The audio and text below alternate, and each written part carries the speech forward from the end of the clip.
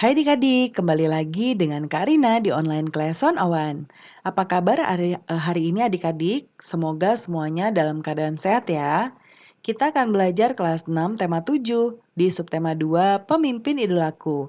Di pembelajaran 6 kita akan belajar PPKN, SBDP, dan evaluasi di halaman 45 sampai dengan 52. Dalam keseharian, sudahkah kita bersikap seperti seorang pemimpin? Sikap apa yang sudah kita perlihatkan? Nah, adik-adik, nilai persatuan dan kesatuan harus dimiliki oleh seorang pemimpin ya. Seorang pemimpin yang memiliki nilai persatuan akan bersikap dan bertindak demi keutuhan para anggota yang dipimpinnya. Apalagi di Indonesia yang terdiri atas beragam suku bangsa, kesenian, dan adat istiadat, peran pemimpin sangat diperlukan untuk menjembatani semua keragaman itu. Nah, di sini kita lihat, sebetulnya ini materi sangat sedikit ya adik-adik melanjutkan yang teks pidato sebelumnya, ya. Kamu sudah membuat teks pidato, nanti disampaikan. Ya, lalu kita akan membahas evaluasi di sini. Yang pertama, tulislah satu orang pemimpin yang kamu kenal. Sebutkan nilai-nilai kepemimpinan yang dimilikinya. Paling sedikit 3, contoh kegiatannya, serta manfaat bagi orang-orang di sekitar. Karina buat contoh pemimpinnya adalah ayah saya sendiri ya. Nilai-nilainya religius, disiplin, pekerja keras, toleran, dan humanis. Lalu contoh kegiatannya selalu berdoa dalam mengawali dan mengakhiri kegiatan, selalu mengucapkan rasa syukur dalam segala aktivitas, lalu selalu melakukan sesuatu sesuai dengan yang telah ditetapkan, contohnya tepat waktu atau tepat janji, selalu bekerja seperti tidak mengenal lelah, selalu semangat, tidak pernah mengeluh demi memberi nafkah kepada keluarga, selalu baik dengan keluarga dan orang-orang di sekitarnya, selalu memaklumi kekurangan yang dimiliki istri dan anak-anaknya, serta tetangga dan orang lain di sekitarnya.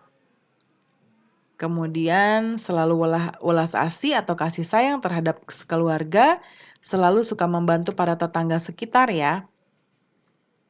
Kemudian berikutnya manfaat bagi orang di sekitarnya, menjadikan kami sebagai anak-anaknya jadi lebih mengenal Tuhan Yang Maha Esa, meniru sikap ayah yang selalu bersyukur, menjadikan kegiatan dan jadwal aktivitas di lingkungan rumah menjadi lebih teratur, anak-anaknya juga jadi lebih nyaman berada di rumah. Nanti dimasukinnya seperti ini boleh atau ke bawah seperti Karina bisa adik-adik ya, karena agak panjang jadi tidak muat di sini. Lalu membuat kehidupan ekonomi keluarga jadi lebih baik dan nyaman, ya anak-anak dapat bersekolah dengan baik. Membuat keluarga beliau menjadi harmonis, hubungan dengan tetangga juga harmonis. Membuat orang-orang di sekitarnya sangat menyayanginya, ya baik keluarga maupun tetangga-tetangga, ya. Kemudian yang nomor 2. Oh ini yang nomor 2 ya, istilah diagram Freyer. Nah diagram Freyer baru yang ini ya, contoh kepemimpinan yang baik.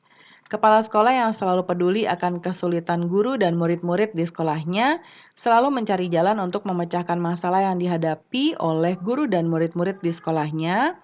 Seorang dokter yang selalu telaten dan sabar mendengarkan keluhan sakit pasiennya untuk kemudian menenangkannya sambil berusaha memberikan pengobatan yang mampu memberikan kesembuhan. Lalu ciri-ciri pemimpin yang baik, mempunyai nilai rela berkorban, nanti ditaruh di sini ya. Yang ini pemimpin yang baik, ya. Ciri-cirinya. Kemudian nilai kerja keras dan kerja cerdas, pantang menyerah atau gigih, mendahulukan kepentingan bersama, mampu bekerja sama dan berkomunikasi, terus belajar atau terus memperbaiki diri, toleran dan tanggung jawab. Lalu pengertian kepemimpinan yang baik, pemimpin yang mempunyai pengaruh baik atas orang lain dan mampu mengilhami, memberikan motivasi, semangat dan juga mampu memberi arahan aktivitas-aktivitas anggota untuk membantu tercapainya tujuan kelompok atau organisasi. Lalu contoh kepemimpinan yang kurang baik, pemimpin yang merasa dirinya paling benar, paling berkuasa, tidak mau menerima nasihat, tidak bisa menghargai pendapat orang lain, hanya bisa memerintah dan tanpa mau peduli dengan bawahannya. Yang nomor 3, tuliskan berbagai kegiatan yang menunjukkan nilai-nilai persatuan dan kesatuan. Tuliskan paling sedikit 5. Contohnya, gotong royong membersihkan jalan desa, menjenguk dan membantu tetangga yang sakit, membantu tetangga atau orang-orang sekitar yang terkena musibah, melayat tetangga yang meninggal, Turut aktif dalam kegiatan kampung seperti Siskamling, PKK, dan lain-lain. Turut aktif dalam lomba-lomba atau peringatan hari besar di daerah tempat tinggal kita. Nomor 4, tuliskan 3 cara untuk menjaga persatuan dan kesatuan, karena buat beberapa contoh ya. Nanti adik-adik pilih yang sesuai dengan hati adik-adik saja. Tidak membeda-bedakan terhadap orang lain atau tidak melakukan diskriminasi, menghormati perbedaan suku, agama, ras, maupun golongan, mempelajari adat atau kesenian sendiri dan juga mempelajari adat atau kesenian suku lain, suka menolong orang lain tanpa pandang bulu, menghormati orang yang lebih tua dan menjaga atau melindungi orang yang lebih muda, lalu menghormati hak-hak orang lain serta melaksanakan kewajiban diri sendiri. Kemudian bertanggung jawab terhadap kegiatan diri sendiri yang berhubungan dengan orang lain atau orang banyak.